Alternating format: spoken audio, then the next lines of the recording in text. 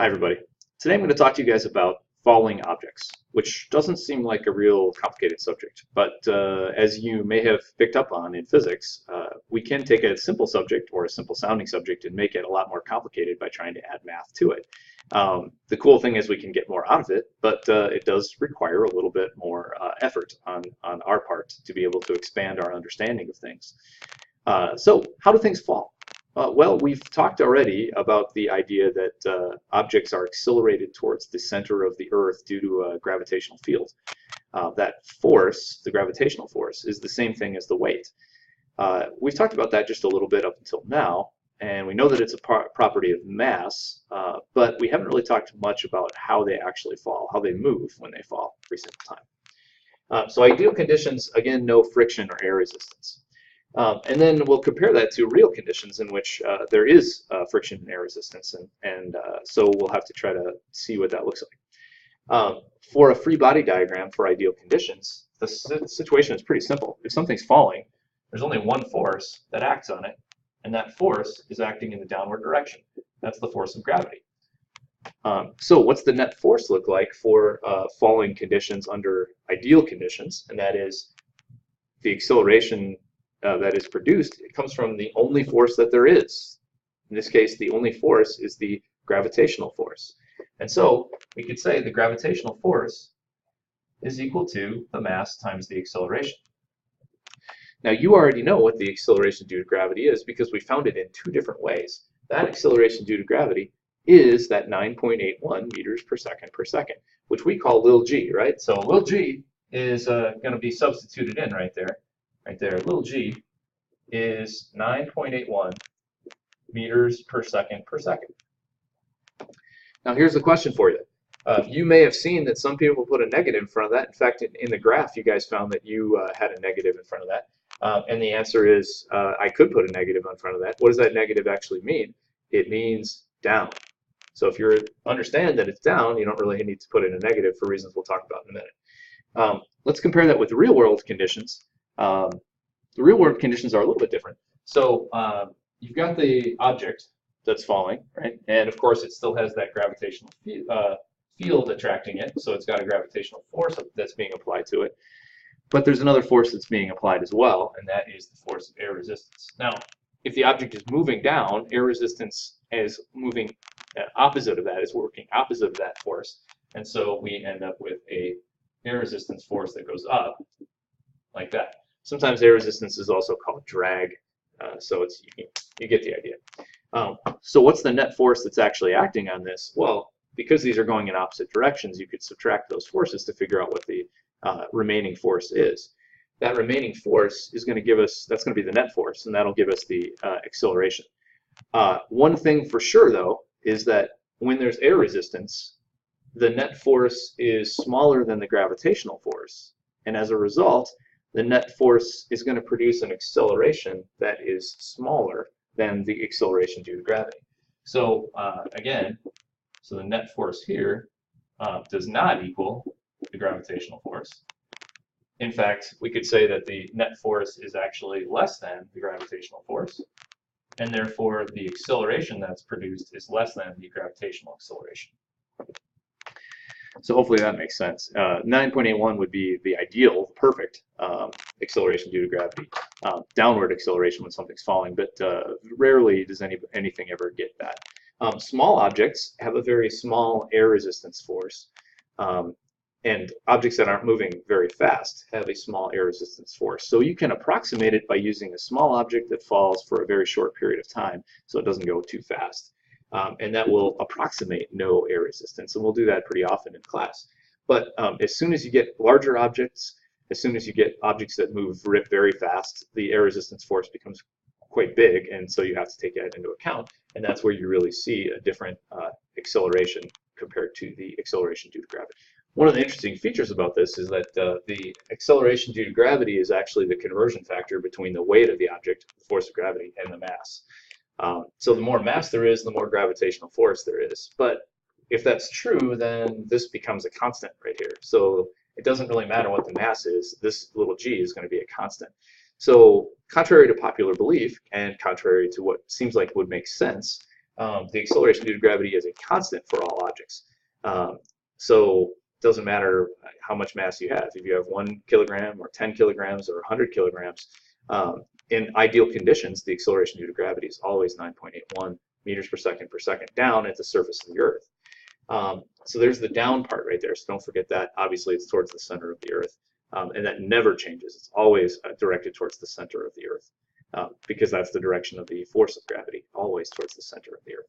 Again, it's independent of the mass. It's always going to be the same. And that's one of the things that Galileo came up with, which I think is pretty cool. So we normally use a frame of reference that looks like this, right? Where positive y is upward and positive x is to the right. But I've told you many, many times in this class that you can go ahead and change it based on the difficulty of your math and what will make your math a little bit easier. And so in this case, when falling objects are moving downward with the acceleration due to gravity, it might be better to take this this idea right here that they're moving in the negative y direction, which is kind of negatives can be kind of confusing sometimes, and change it. Can you do that? Absolutely, you can do that. It makes your math a lot easier. So in this case, what we would do is we'd make this the positive y down here. So positive y, making it downward, makes little g, the value for little g, a positive number. So that's yet another reason why I didn't put a negative in front of little g, because hopefully you get the sense that if an object is just going to move down, you can make all of those downward motions positive, and it makes your math a lot easier. I'll give you an example in just a minute of that. So let's say you have a problem like this. You have a mass of 2 kilograms and you drop it off of a cliff. And the cliff, as you drop it, its initial velocity is 0, so you just let it go out of your hand. You don't throw it or anything. We'll deal with those kinds of problems later on. So you just drop it. So its initial velocity is 0, and it falls for 2 seconds and then hits the ground. So how high up is that cliff? So how high is really how far it fell, which is another way of saying delta x.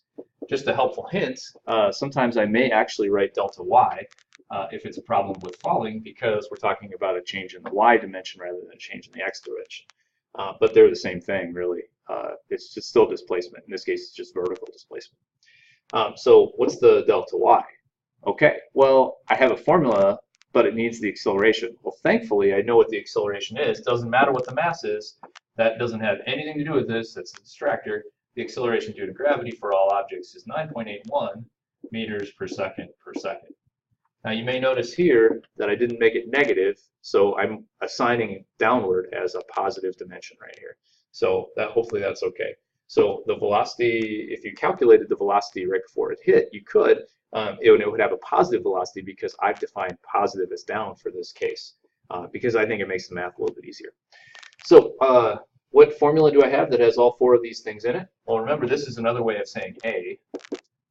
So which one has v sub 1t delta x and a in it? Of course, it's what I call the master motion formula.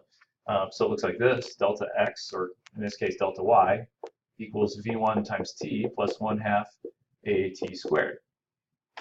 Now, let's convert some of this stuff here. First, v sub 1 is 0, so this is going to go away. Next, I know that a is g, and I have the t squared. So there we go. I can go ahead and solve it for that. So I can go 1/2 times 9.81 times 2 squared, which is what I'm going to do.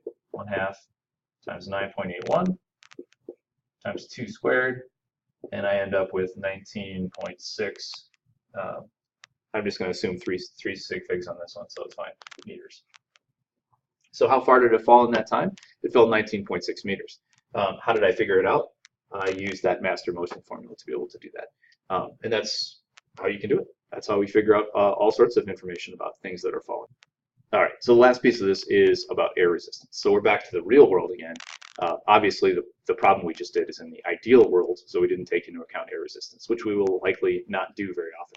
But in this case, we do have to take it into account. And so you're going to see in your lab this week, we're going to deal with air resistance issues as well. So as objects begin to fall, they experience a very small amount of air resistance due to the fact that they're not moving very fast through the air. But as you increase your speed through the air resistance begins to increase as well. And as a result, it makes sense logically that there should be some maximum air resistance force that you could apply as you move through the air.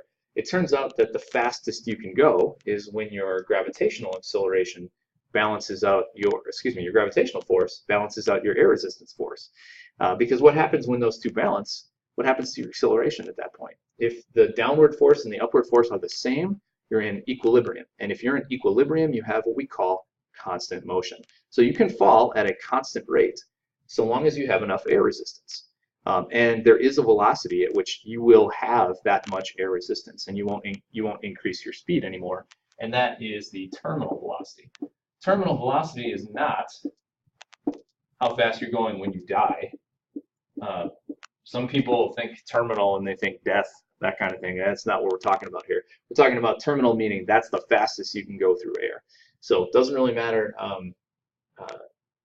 what object it is. Every object has some terminal velocity that they can't exceed based off of things like how much volume they have, how much surface area they present to the air, and how much weight they have. Obviously, the weight has to be balanced out by the air resistance. So the more weight, the more air resistance force has to be applied. So every object has its own terminal velocity, but it's easy to find it. If you drop something, it'll be when the acceleration becomes zero. And we're going to see that in our labs this week. Hopefully you got something out of this today. If you have any questions, let me know.